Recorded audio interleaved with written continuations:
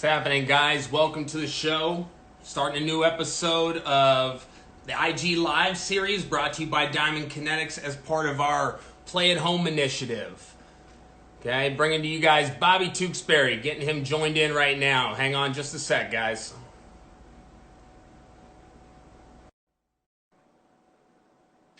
Got him coming in. Hang on just a sec. What's up? Bobby, what's happening, man? I just took a bite of chicken there. Oh, yeah. About dinner time for you. A little past, huh? Yeah, a little late. No, it's all good. It's all good. I'll let you get going. I'll start off. Let you finish up eating. But guys, thank you very much for joining us. Got Bobby Tewksbary with us, good friend of Diamond Kinetics, obviously owner of Tewks Hitting, and some other things that we're going to get into today. So, wanted to let you guys know that we are offering free subscriptions to our service right now. Through USA Baseball and Diamond Kinetics Play at Home initiative, we are giving away 6-month free subscriptions to both premium hitter and premium pitcher. So once we're done talking, Bobby, we'll get everyone over to diamondkinetics.com and have them pick those up. But thanks for joining us. Obviously, I know you've been pretty busy. Talked to you a little bit yesterday, but really quick, kind of give us an update into Bobby's world. What's going on in your world the last month with COVID and everything else that's been happening? Well, I have a question for you before you even start. Is that okay. a green screen or is that wallpaper? It's neither. Actually, it is it's like almost like a bed sheet, but it's a sublimated print all the way down. It's a 5x7 sheet, and I got it hanging off my my window right here. Not bad, huh? Home studio action, huh? Oh yeah, no, it actually looks pretty cool. Like when you take a picture from behind, it actually looks pretty phenomenal. It's just, I'm in my tiny little apartment, but on screen it looks all right. Yeah, I'm in the middle of 2 moves right now. So the lease at my facility is up at the end of the month, and I'm not renewing. I'm pursuing other baseball opportunities, not facility life. So packing up a facility, and we sold our condo at the same time. We have to be out of here by May 5th. So we're packing both. I brought jerseys home just to little ambiance here. Yeah, well, so I checked out your Zoom meeting last night and was hopped on there. I was under Jeff Schultz, so I was incognito, you know. But popped in there, and I saw the setup you had back there. I was surprised you still had stuff on the walls. Yeah, I actually got I got a real light over here. Oh, there you go. And the lighting in this living room is not conducive to live video feeds. Yeah. We got to make do. Packing everything up. I just snagged a tripod and a light. So. Yeah. All right. So aside from the move or the 2 moves, right? Your home move. Obviously, you're closing up a facility. Outside of that, how you been dealing with the COVID stuff the last month? Yeah, it's pretty weird. It's pretty weird. I knew the timeline of my facility closing, so I was kind of winding down anyway. It's just weird. We shut down. I made a decision when the school shut down to shut down. Mm-hmm. It felt like if there's a community effort to socially distance and all that, everything that's going on, that was the right time to do it. And it's just been weird. There were a lot of kids on the Zoom last night, local kids that I just would love to be able to see in person and give a high five and see how their season's going. And there's none of that right now. So I think pretty much everybody's in limbo. There's no certainty. There's no timeline on when this is going to clear up. I think that's probably the hardest part, because at least if like, hey, I got a game in 2 weeks, you can get mentally prepared. You can wrap your head around it. But right now it's just like, well, might have a game in June, might have a game in July. It's really awkward. Yeah, I mean, even on the at the big league level, right? I mean, where you would think we would have more of a direct timeline, since there's a lot more riding on that, so far as salary, so far as just big business, things like that. You would hope to see some sort of timeline there, but I mean, even they don't know, right? And I had Colin McKee on. He's a minor league pitcher in the Houston Astros organization, and he's at a standstill. He's kind of just like, hey, I'm trying to do what I can at home. I do have access to a gym here, that I'm able to get into by myself. But other than that, I don't have a throwing partner. I'm into a net. Things have been turned upside down, and like you said, there's no timeline or no timetable. So it's kind of uneasy times for a lot of people. But it's good to hear that you're doing well, and obviously things are changing for you. But you know, I wanted to talk to you really quick, kind of about your hitting stuff. So as a college player, I tuned in last night and got to hear a little bit of what you were talking about. And as a college player, you had a certain set of hitting philosophies, things that you trained and tried to replicate in your swing to become successful. And it was beneficial in your career. You were successful in your career. But kind of towards the tail end of your career, you started seeing things in the swing that weren't necessarily, driving with what you were seeing in high-level hitters, which obviously prompted you to kind of write your own hitting philosophies, obviously put out your website, tewkshitting.com, where all your videos, all your information is housed and stored. Can you kind of take us through that? Obviously we don't have time to hear the full story, but can you kind of give us a little bit of an overview of kind of where you went from as a college player, independent player, to then changing your philosophies and your ideas on how you train and how you develop hitting? Yeah. So, I mean, if you go back to, I graduated college in 2005, which is weird. I'm turning 37 this year, which is great. 15-year reunion for college. But back then, I mean, our college coach, we had a little like mini DV. No teenager or high school kid knows what a mini DV is. Little tiny tape recorder, and he'd film up bats and had like a little touch screen, like a 3-inch touch screen and frame, and you had no context for what any of it meant. I knew what my coaches told me. That's about it. And I did have success. I was a Division I baseball player. I was Conference Player of the Year in the America East, which is a very low-level Division I conference. But I was Player of the Year. Played independent ball. I probably would have got drafted if I didn't have my thumb. So, I had success, and I actually didn't learn about the swing until I was done playing, like 3 years later. So that's a little unfortunate. I wish I had some insight a little sooner, but we didn't have phones in our pocket that could take video. Video was not easy to get, and you had to kind of rely on feel. You had to rely on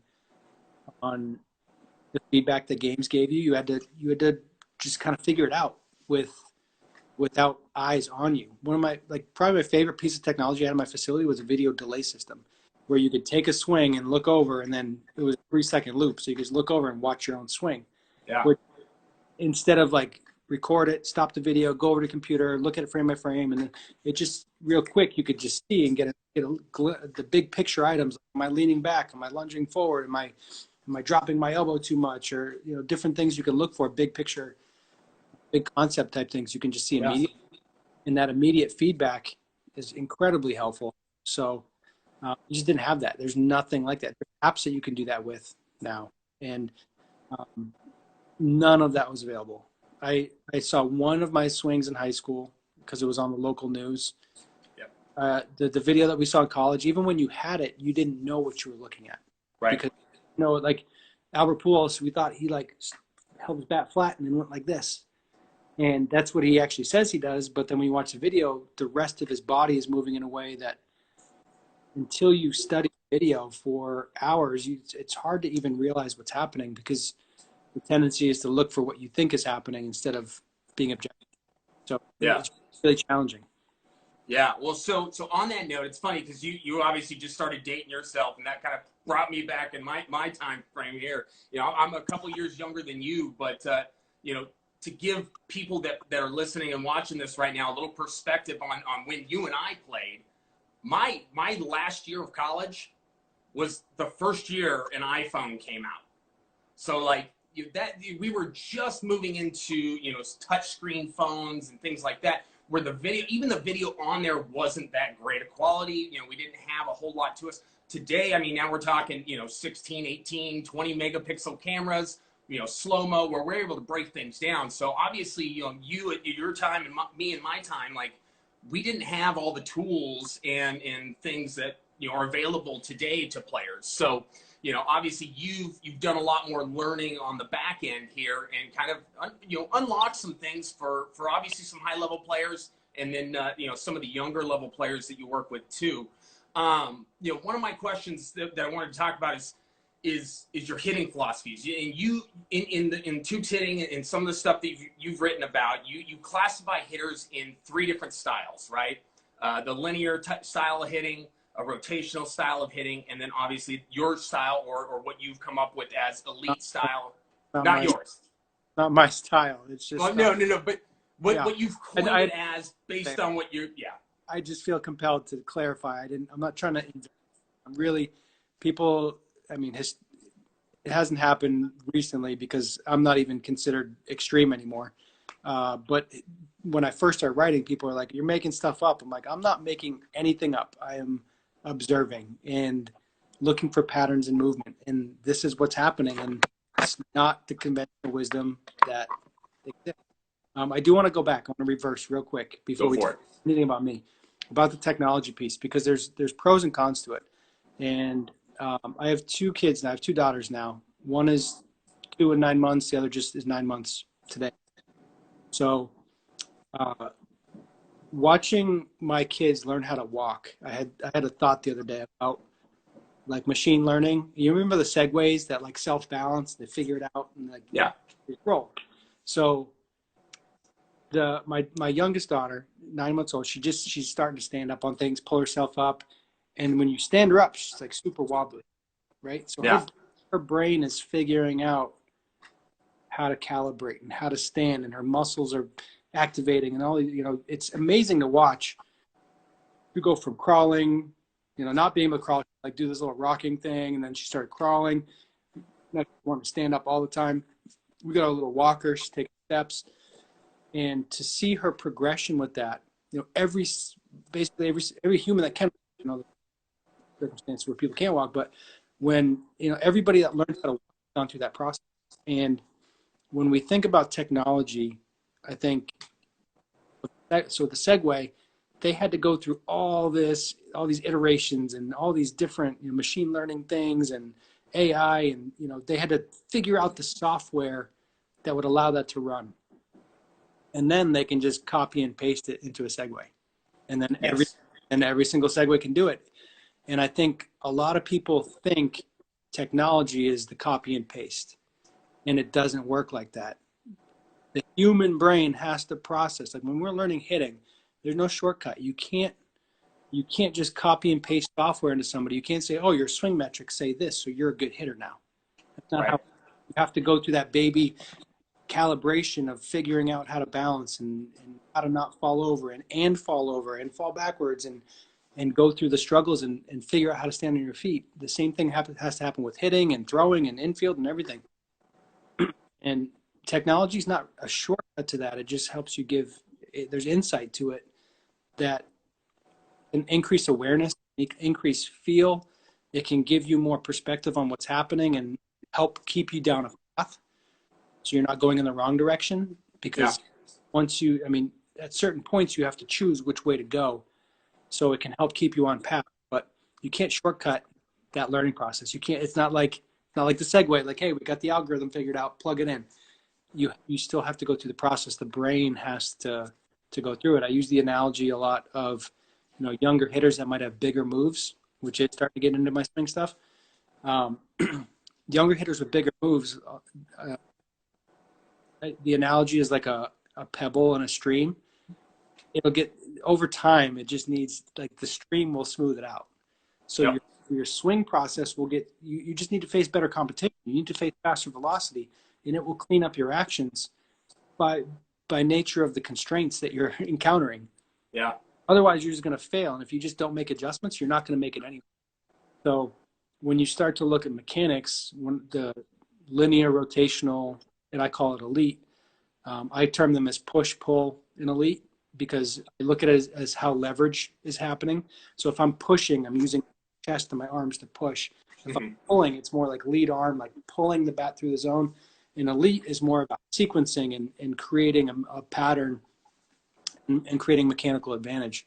So it's nothing. I never try to make it up, but when you're learning all this stuff, the technology you can wear on your body, the tech you can put on your bat, the batted ball profile stuff, it helps you move down a path, but it's not a shortcut. Yeah. Just Yeah, definitely. feedback. Yeah. Okay. Well, hey, really quick, just want to get this out there. Anybody that's out there that's watching us right now, if you guys have questions for Bobby, you have questions for myself, make sure to get them in, get them submitted. We will have a Q&A session at the end of this for Bobby. So make sure you guys get those in. Just hit the little question mark button at the bottom. Send me your question. We will get it on air and we'll get Bobby to answer it. So Bobby, back to the hitting stuff. Yeah. Obviously, you know, the styles you talked about, things like that. We can help with that, right? Diamond Kinetics does help with some of the stuff that you work through, some of the sequencing things you're trying to do with players' bats, bat paths, and you know, just body movements and things that you're trying to make more efficient for them. Where does Diamond Kinetics and I guess, you know, and Swing Tracker in particular fit into what you do with, whether it's a low-level hitter, you know, a young 10, 11, 12-year-old, or even, you know, a high-level hitter, somebody who's in the minors or majors? Like, where do we fit into that picture for you? Yeah, the first thing is benchmarking. So looking at things like bat speed, impact momentum, applied power. You look for certain numbers. Bat speed, you know, 65 plus on DK, and other sensors the numbers are very different. But for Diamond Kinetics, you know, 65 to 70 is pretty good if you're a player that's like looking to play in college. Impact momentum, really 26 or higher. I've seen like 32, 33, but really 26, 27 and up, you have the ability to hit the ball 100. Yeah, you're imparting enough momentum into the ball to do damage. So benchmark stuff. So, you know, the answer to that is not necessarily a bat speed program. Then you start to look for other answers. So we do grip strength testing. I've never had a hitter. It's like the thing you get on Amazon. It's 20, just grip it. I've never had a player hit a ball 100 miles an hour on hit tracks if they haven't gripped at least 125. 125 is the mark. 125. And my theory with that is it has to do with energy transfer and how much, you know, you can deliver into the ball. That's just my theory on it. I've never had it. If anybody else out there had it, then tell me. But at least one hand, and that's a benchmark. So if like impact momentum is low, then that's a problem. So the number one question kids say is like, oh, how do I improve my grip strength? So I can grip, depending on the day and like workload, I'm anywhere between 130, 155. I cannot hit the ball 100. Can't do it. So it's a piece of the puzzle. It's not the puzzle. And most of the time, it's not about doing grippers and, you know, doing explicit training for your grip strength. It's be in the weight room and just load weights. You know, if you're 45-pound plates on the bar, you're probably working on your grip strength and picking up dumbbells and kettlebells and doing walks and stuff like that. So yeah, working on your grip is it's not a bad thing to do, but if you've spent time in the weight room, if you're a kid that's been in the weight room, like a senior in high school that has 2-3 years in the weight room, your grip strength's probably 25. Assuming you've put your time in, you're not like just some super skinny kid. I was 165 coming out of high school. I have no idea what my grip strength was. Yeah. But that's like a thing that's, you know, there's a lot of people that hate on metrics and data. Like if coming out of high school, I knew that my grip strength wasn't good and I needed to spend more time, I can at least have that decision. I know that that's something I need to work on. And it helps me invest my time better. Yeah. Which, you know, that's the only thing we all have the same amount of time. So, you know, if I could have put more time into specific things and known what my roadmap was a little more clearly, then it would have helped me. Because work ethic was never a problem. I worked, you know, work ethic was never my problem. And a lot of kids are like that. It's, you know, it's helping parents, it's helping kids make decisions about what they need to focus on. So bat speed, 65, 70, check the box. Impact momentum, 20. I like 26 is like fringe, 100. Yeah. 27 is usually pretty locked in at 100. And then, you know, some of the other metrics like attack angle, which a lot of the launch angle generation, that's variable. I mean, that's going to change. At ABCA this year, we talked about what your attack angle should be at the top of the zone versus the bottom of the zone. And most players are exactly wrong. Most players swing up at the top of the zone and down at the bottom of the zone. And it should be more upward at the bottom of the zone and more Yes. top of the zone, because that's going to counteract. It's the pitch descent angle is different at those different heights. So it's variable. You can't just be like, oh, your average attack angle is 12. Great. Well, what is it at the bottom of the zone? What is it at the top of the zone? What about down and away, up and in? Like there's variation that needs to be considered. That's why I love the fingerprint so much. When Jeff Schultz sent that to me the first time, I was like, yo, we got something here. This is real. We got some insight now, because if you don't have the context of pitch location, averages are dangerous. Right. If you're trying to make real hitting adjustments. So like the benchmark stuff is like, yeah, 27 impact momentum. Got it. That's pretty boring, to be honest. And I've told CJ that. CJ, sorry, it's kind of boring. Like, all right, bat speed's 64. Got it. When you start to get that real-time feedback and you start to see specifically what's happening, that's when you can start making real changes. Yeah, definitely. And it's funny you mentioned that, because again, I mean, all these things that we capture and the metrics that we provide to players once they take a swing, they all have value in some way, shape, or form. But it all depends on who's using it, to dictate like what metrics come back and play for them. And obviously, in your case, like you need those benchmarks to see, one, if a player is capable of producing certain things. But it's not an end-all, tell-all of the entire story, like you said. Like, hey, you have a kid that comes in and he averages a +3 positive approach angle. Like, he may have that because he just got 50 pitches up in the zone that he was able to crush in BP, but he never saw any pitches at the bottom of the zone. So again, like you said, because I agree with you, I think your approach angle changes as you move down the zone.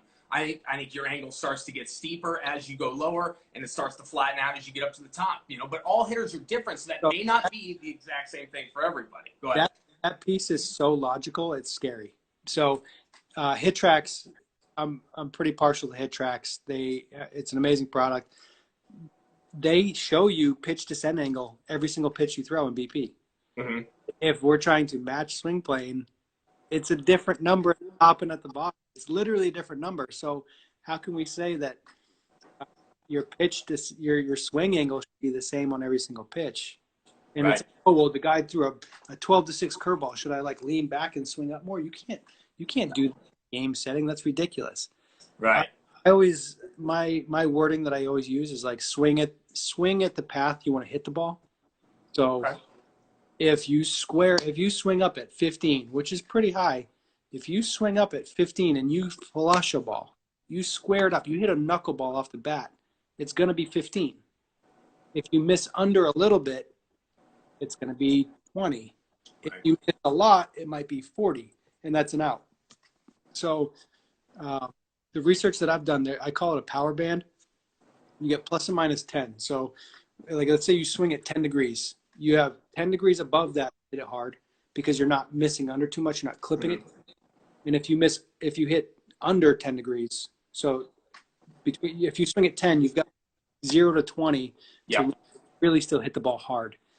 And if you live in that band of power band, that's sweet spot. That's where you're capable of doing damage. And the pitcher, all they're trying to do is make you not do that. Yeah.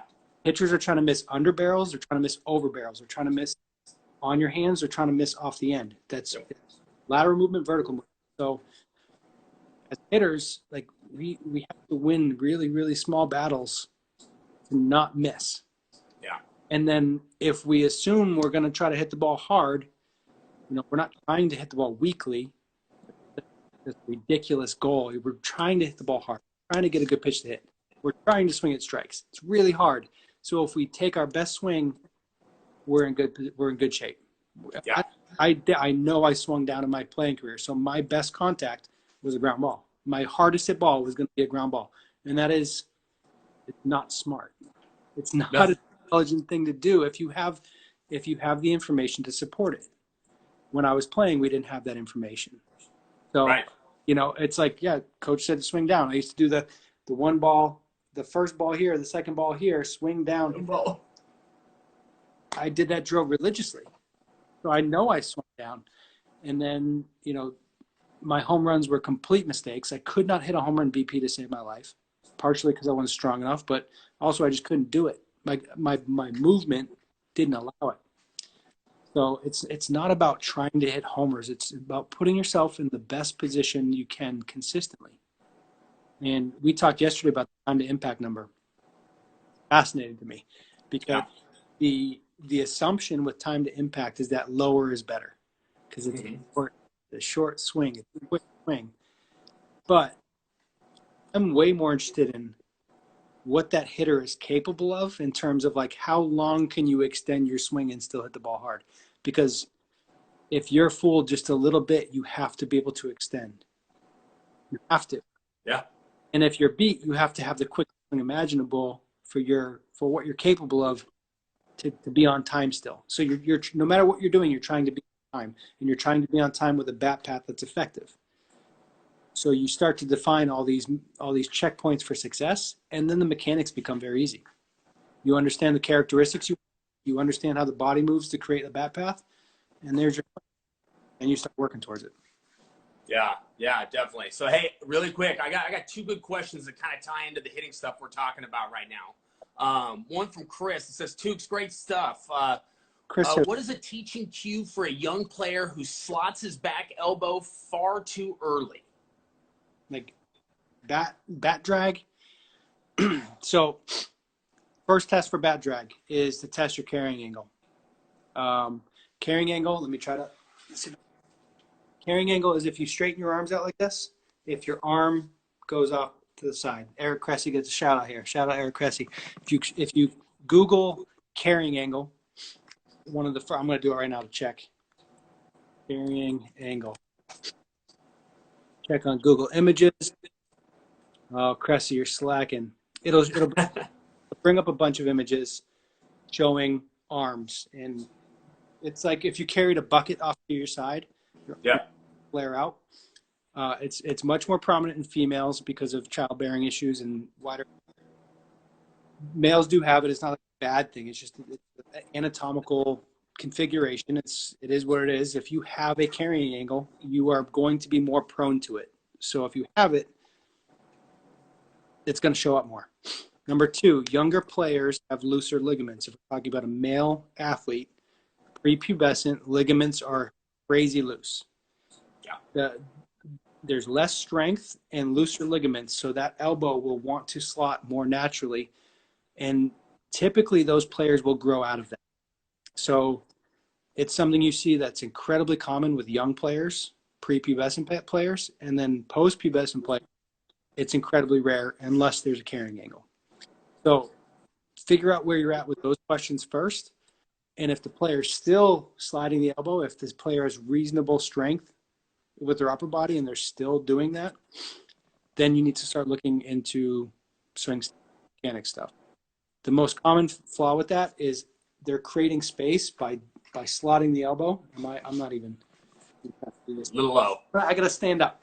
So they're going like this to create space, and it makes the bat drag through and then snap across at the end.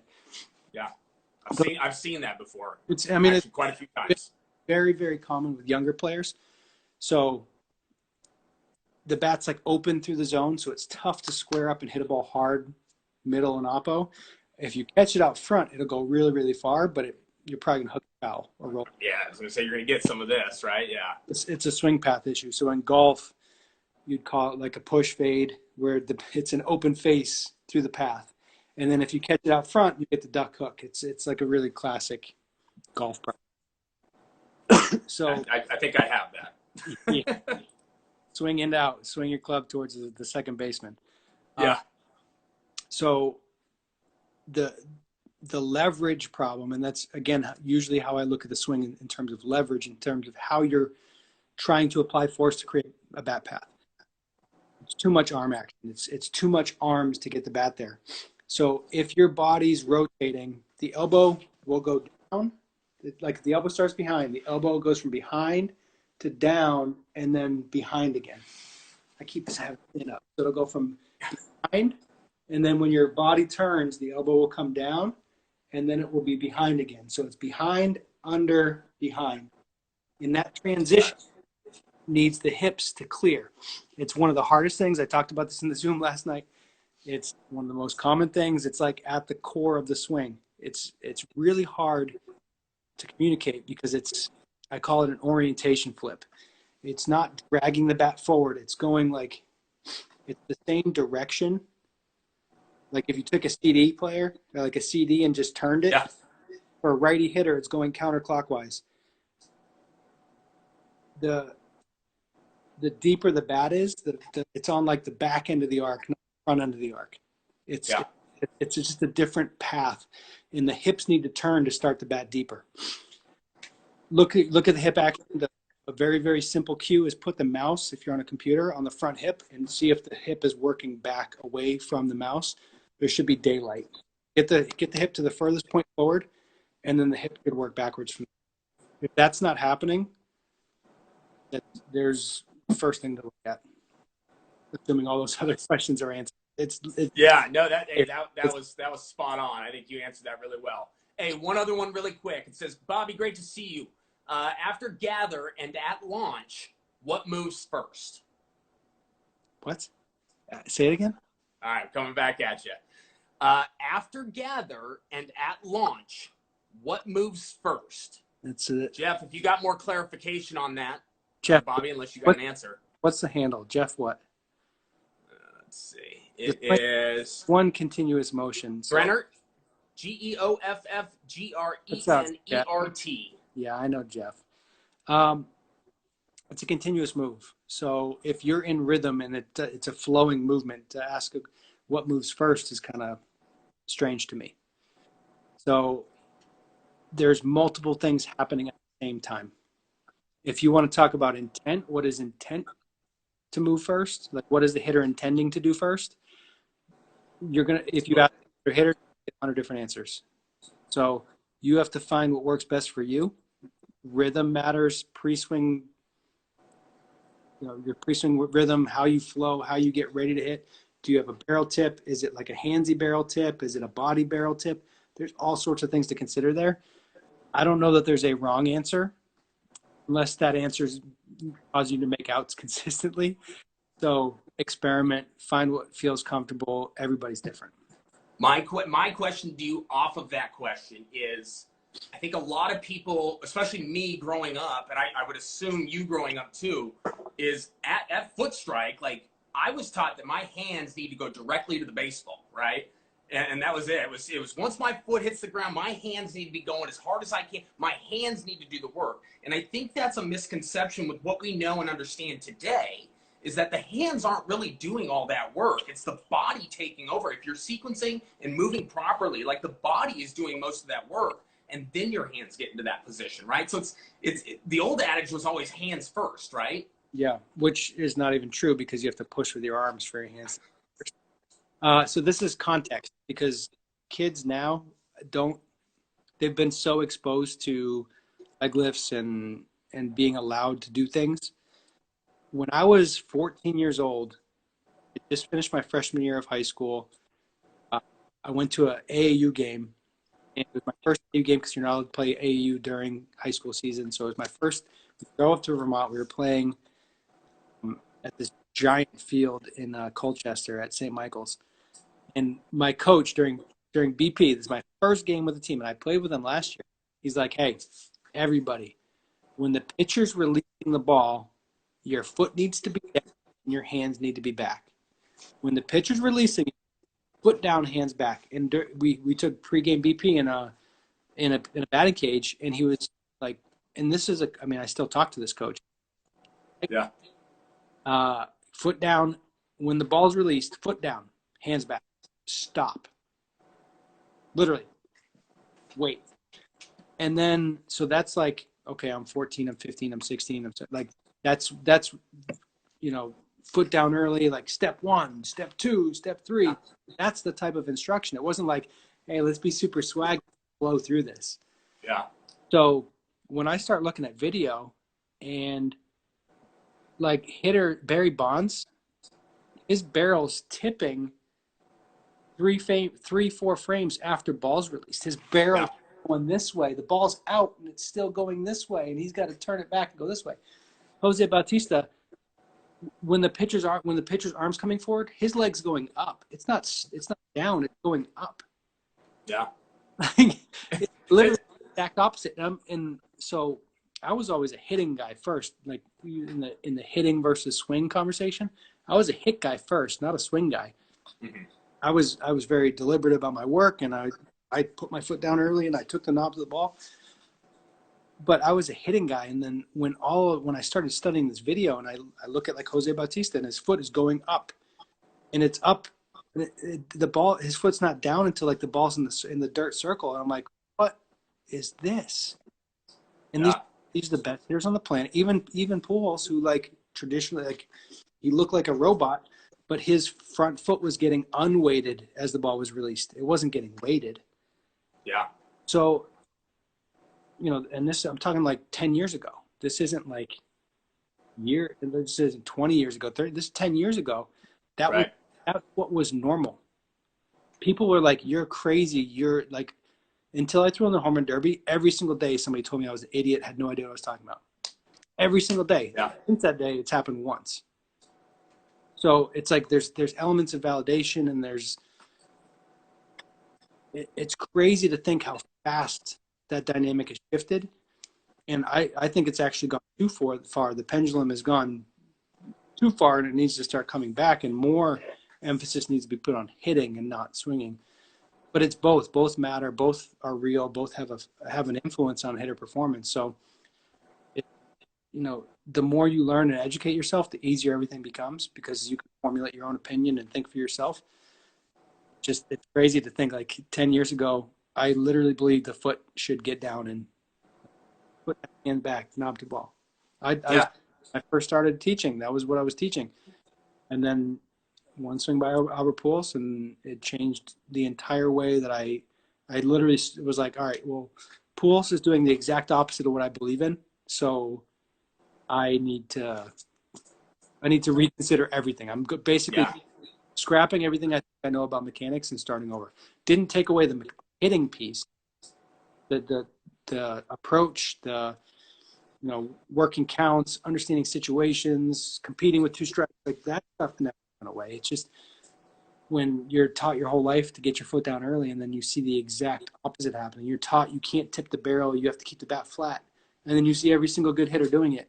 Yeah. It makes you really consider what the heck's going on. And then working players, and they start having success, and it's like, this something very real here that nobody's really aware of. There's like 30 people in the world that are talking about this and really care about it. Old hitting forums, maybe more than 30, but it's just, it was like this secret, not really secret anymore, but for like a 3-4 year stretch, it was like nobody knew what was happening. Right. It's really interesting. Yeah, well, the stuff you were talking about last night is nobody was talking about it either. Everyone was kind of hush-hush about it too, right? Like, oh, I'm doing some stuff, but I don't want to tell you what I'm doing because I don't want to ruffle any feathers. On the DL for sure. Oh, yeah. So, hey, tying this back in, I want to get this in because you told me you wanted to do some of this yesterday, and I think this for our audience would be legit. So, right behind me, I got Swing Fingerprint from one of our partners. They offered us one of their Swing Fingerprints. Yeah. I want to put it in front of the screen, and I want to let you kind of just get after it and talk about kind of what you see in this player's swing, what you kind of utilize Swing Fingerprint for. Yeah. And then I guess kind of what you see in this. But let's get this up here. Can you give me some context? How old is this player? What level? So this is a Division I, top 25, Power 5 conference player. Yep. I'm going to make sure I keep his name out of the screen here. Yep. But he is a Division I, Power 5 conference college player. So immediately I'm seeing, so it's color coded. So go back, don't switch. I'll tell you when to switch views. All right. I got you. I got to explain what I'm looking at. So color code. So the blue is slower bat speed. Red is faster bat speed. The angle from the side view is looking at approach angle. So this player's marginally, what we were talking about earlier with swinging up at the top of the zone and down at the bottom of the zone. He's more flat at the bottom. Probably a little too upward at the top. The next view I tend to look at is, and this is a feature request, overhead without the pivot. We need to get that. Without the turn, right? Keep it. Yeah, we need to keep it. I am 100% with you. Drag it with your finger and hold it. I got you. So when we look at this overhead view, there we go. So the deep swings early are very, very to the right, especially in the inside corner. Overall direction at the front of the zone is decent, but see on the inside corner in the middle, it's still pointed to the right in the middle section. So to me, that player they're not getting the bat into the zone very well. I would, you can literally see it's red up front and it's blue deep. Yep. So that would be an area if they have to catch the ball out front to do damage, that's a hole. It's literally the blue is a hole in the swing. So I would be curious. So, looking at this, the next thing I would do is go back to the video, look for what's happening. How is the hitter moving? It's very, very simple checkpoints with that is if you look at the shoulders, typically the shoulders are going to kind of load and point downward towards the pitcher. And the shoulders need to tilt back before the hands start to move. If the hands start to move forward before the shoulders tilt back, that's when you're going to get more of that steeper downward swing. With the swing being up out front, I would look for like some lean back potentially. There's a lot of different things that can happen there. So without the video context, I can guess is that what it could be. Yeah. But those are the types of things that you would look for on the video. Yeah, definitely. So, and again, just like you said, you can see it here clear as day. Everything in the back there, everything deep, he's not very successful in getting to, right? And that's something you talk about too, is right trigger to impact and how well you can be either short with that trigger to impact and be late and still be able to do damage, or, maybe be a little bit early out in front and still have the opportunity to do that damage too. We see here that he doesn't have that ability. If he gets beat and he lets that ball travel too much, he's done. It's not going to be a productive at bat or swing for him. Yeah. Can you drag it to look at where from the right-hander batter's box the other way? So the inside corner there, how often are you going to catch the balls deep like that? But you can see it's downward back in the zone. Yeah. And that's what would you want to see there? If obviously, in just looking at a swing fingerprint, this section here that's deep, like inside and deep, what would you ideally? It's not going to be bright red. We know that. We don't want it to be bright blue either. Yeah, you want it to be more of that lukewarm kind of purplish at least. Yeah. Maybe a light red.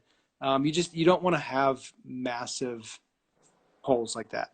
So you want to see a lot of red, a lot of consistency throughout the zone, and a lot of that has to do with how the rotation is happening. Hitters that clear well, that use their hips well, that front hip goes back well, and the shoulders tilt well, they're going to be generating speed very deep, and they're going to be on plane very. It's just, I used this term last night. It's the geometry of the body. It's how the bat's starting. So you're going to see pretty consistent, speed and planes through the zone. When you start to see big discrepancies, especially with bat speed, it's slow early and it's fast late, and that's problematic. Yeah, definitely. So now, with the swing fingerprint, this gives you a little bit better idea, like you were saying about plate and zone coverage. You use it for when you're working with guys and you actually pull up a fingerprint. You're looking for plate coverage, and obviously you want to see some angles and where that bat's traveling through that zone, right? Yeah, and we'll pair it with the HitTrax data. We try to do some motion capture with it too to see if there's any glaring problems. If you've tried to match data, and this kind of leads into it's helpful to now. It's hard to merge this stuff, and it's hard to get any sort of scale. So Swing Tracker alone is great, but it's limited. HitTrax alone is great, but it's limited. K-Motion is great, but it's limited.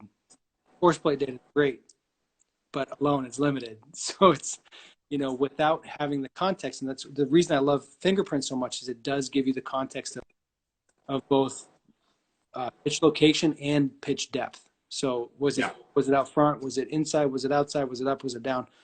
It starts to give you a picture. So you could look at that. You could look at that exact fingerprint right there, and say, this player needs to try to catch the ball out front. So less than 2 strikes, where I mean hunting fastballs, catch it out front, try to do damage to the pull side most likely. Maybe crowd the plate, maybe get up on the plate a little bit to give yourself more inside pitches. But you can't let that ball get on you. You can start to look. So that fingerprint, like the deep inside corner is the most glaring one. Out front, it is pretty rare. You can start to look at, down and away, probably that flatter bat path. So the flat bat path, we talked about the power band earlier. That I mean, the bottom right hand Rubik's Cube square. I mean, it's dead flat. Decent bat speed, but dead flat. So if you miss under a little bit, you got, because it's 0, a 10-degree line drive, infielder might jump and catch it. Yeah. So that's about like what a 10-degree line drive is. 15 is like in the outfield for sure. But if that player's flush with it or over it a little bit, it's guaranteed to be a ground ball. Guaranteed. So swinging at that pitch has a very high likelihood of becoming an out. So this hitter would need to be looking for the ball up in the zone.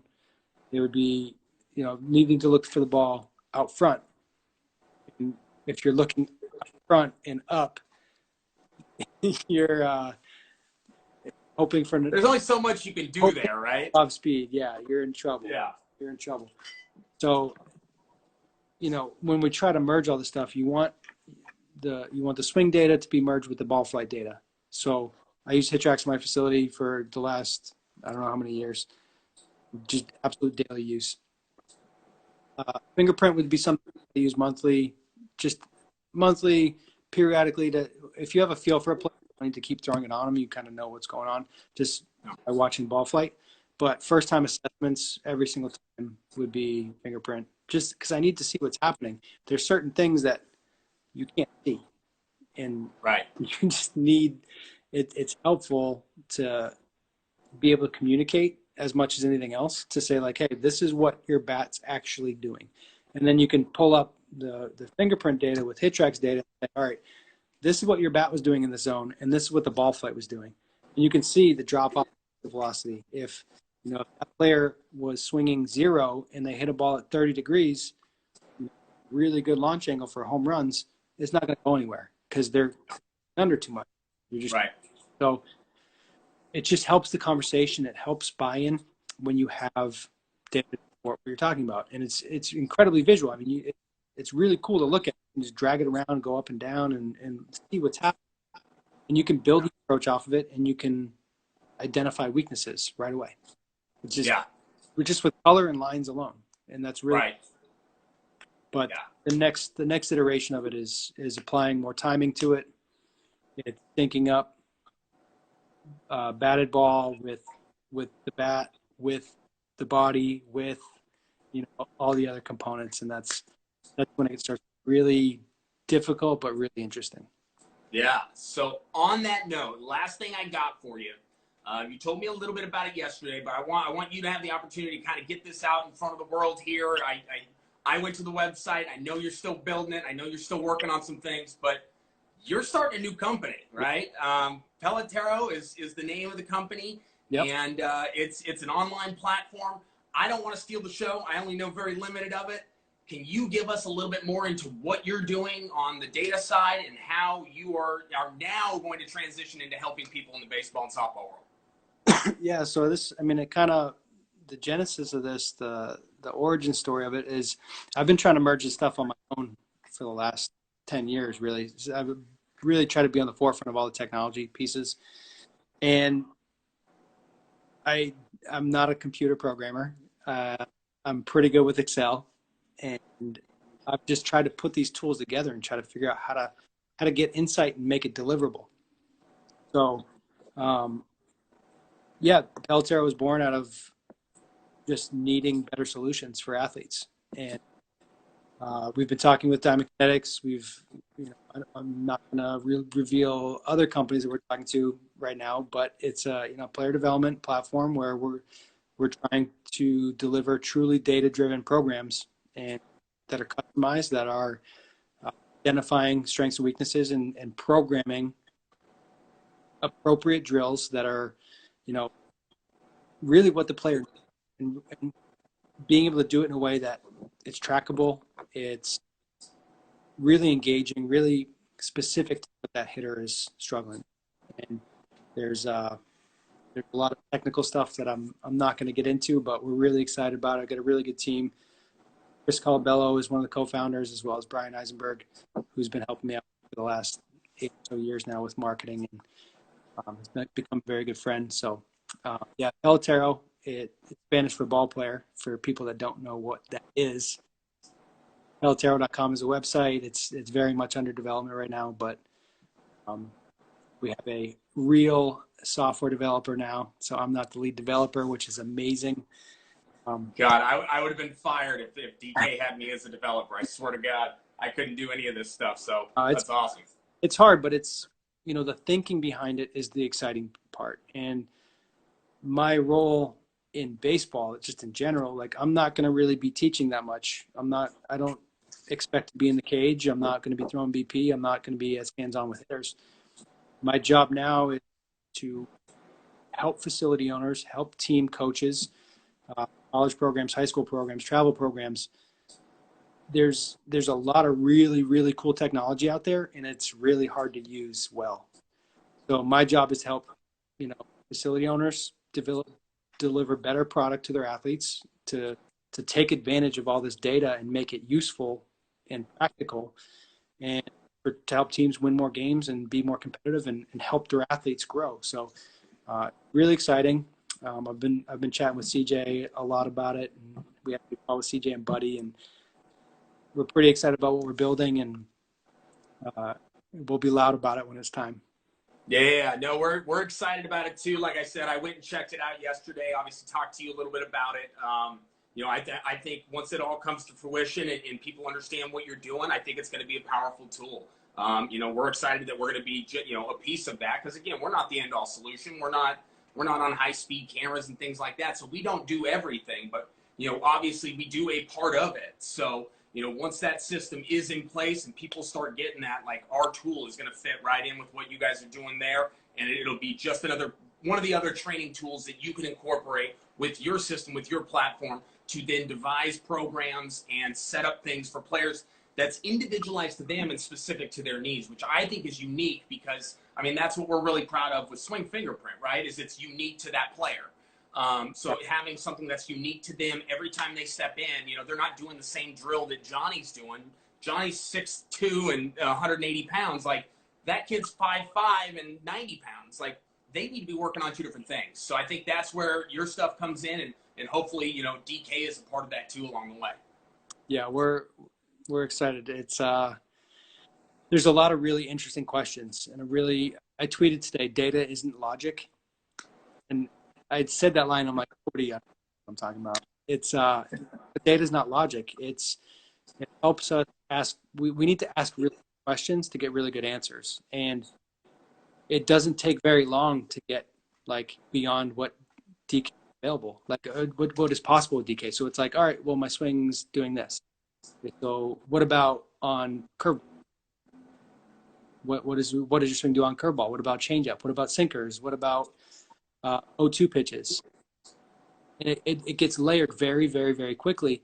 Right. And then if you're trying to understand the body and you're trying to do it like you're a facility owner, you're spending hours and hours digging through data and combing through data. And just to be able to, I found a tool where I could build a website that athletes could log into and actually, like, receive their data. So I could, like, put it somewhere that's not a Google sheet. Yeah. They can log in and see their data. It's like a bank website. I kept saying to people, like, you're like a bank. You log in, it tells you how much money's in your account. Like, why? Hard. I didn't know what user authentication was. So I would just, like, I kept looking for, like, I Googled, like, web portal, login, and, like, I didn't know what I was doing, but I would just stay up and work at it. I ended up building a tool where you could, like, literally plug in data and it would tell you what drill to do, which is really cool. That's awesome. It's a platform that I couldn't, like, hook up APIs to, and I couldn't partner with real tech companies because it didn't have any of the infrastructure built in. but I had a working prototype and I was using it every day. And I Yeah.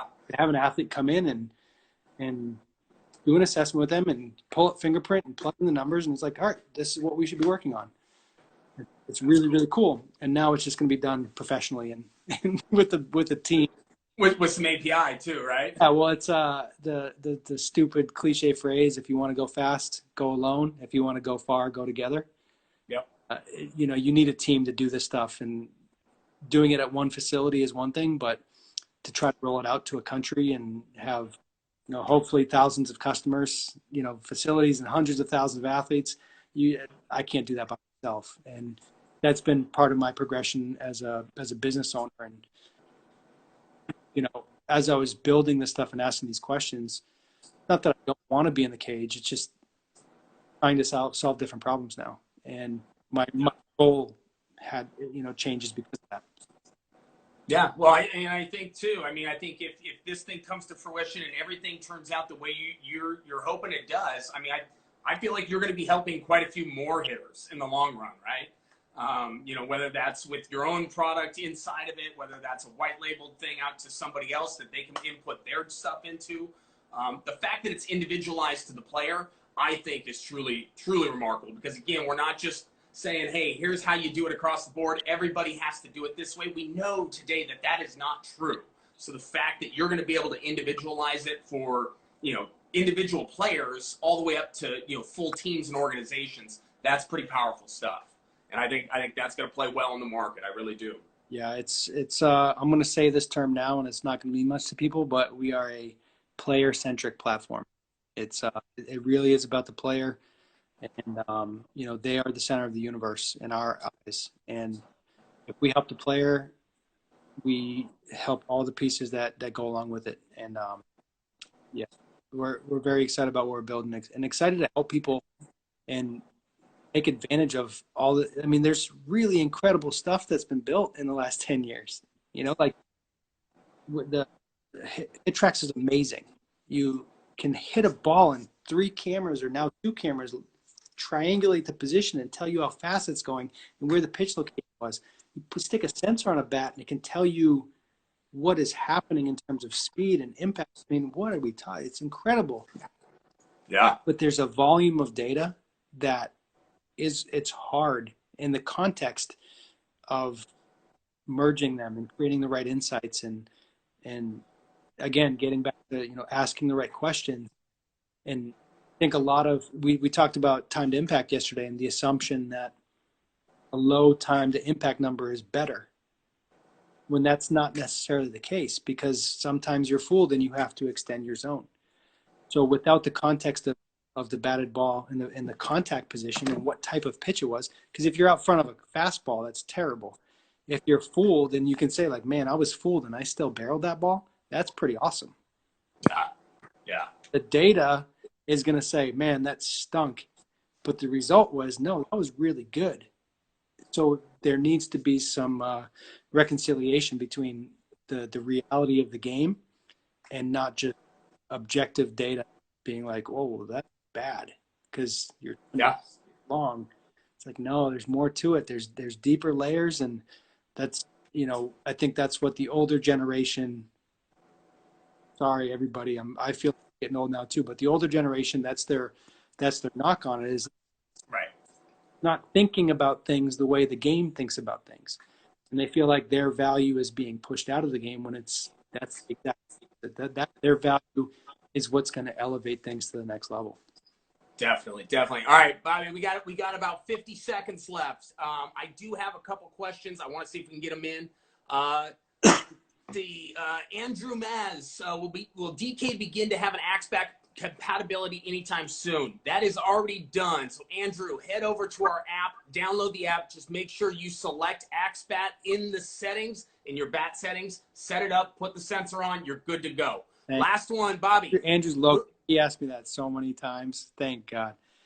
Yeah. Thank you. So we're AXPAT compatible now. Put the dang thing on the bat. Just make sure you select it. We're good to go. Hey, we got 15 seconds left. Bobby, where can they find your stuff on the way out? Where can people find more information about you and what you have to offer? Pelotero.com. Pelotero. pelotero.com.